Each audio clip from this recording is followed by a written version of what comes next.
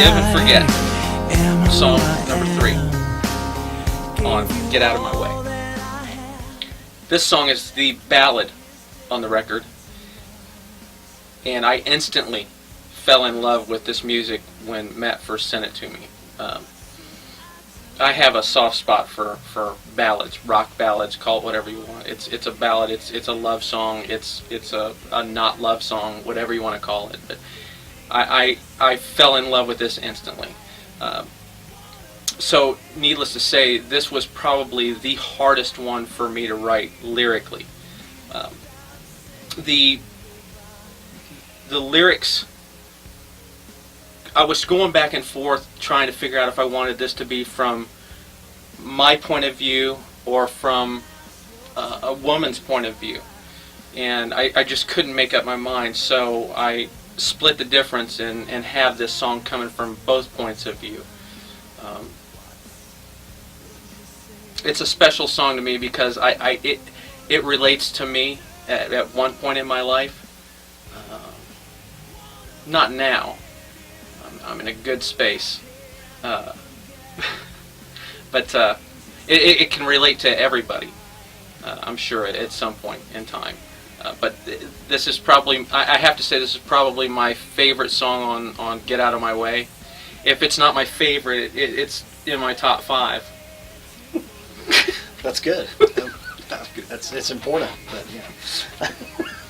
I'm glad you like it. When I first wrote the music to this, I had no idea what John was going to do with it, and we purposely wanted to do that. We wanted to take a few songs with this because we had 2 kind of pre-written, right? Right. We had 2 kind of pre-written that were in Billy and I's catalog, and but we were very intentional about wanting to write together, and we decided early on that what I would do is send John some instrumental tracks and give him a shot at just having a blank canvas lyrically.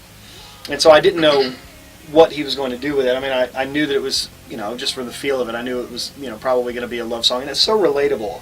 That's the other thing about this project, is that every song seems to be relatable. And I think that's so important. And this, everyone has loved or lost or a combination or whatever. I mean, we have that phrase about forgiving and forgetting, forgive and forget.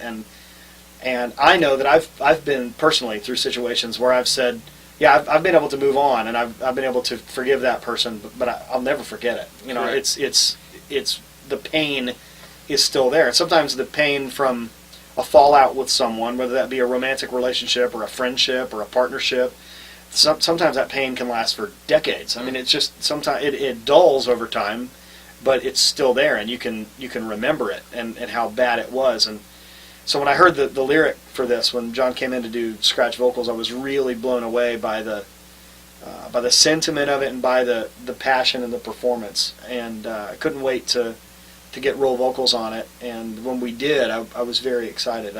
I love this song too. I mean, I think it's got a lot of power in it and a lot of passion.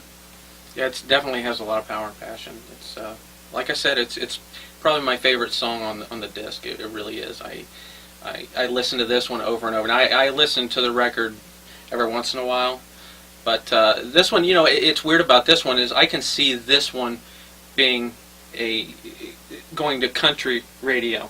I know it has the heavier, when it goes into the chorus, it's heavier, it's more of a chunk.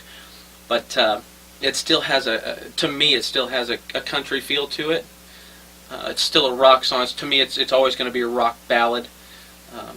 I tend to do that. I have a brother that says that all the rock ballads that I've ever written are really just country songs in disguise. See, then you're on the right page. Yeah, I think that might be entirely true. You had me fooled. It's okay. You got me fooled. I'm secretly Jason Aldean. Really? Don't tell anyone. No, I won't tell anybody. Anyway, at the end of this song, the last 2 words of the song are, I do. And that's important because you have to, whatever situation it is, you have to let it go. And I want to forgive you, but I can't forget the things you said, and I want to forgive you. I do. And you should. If you're holding a grudge, let it go. Forgive and forget.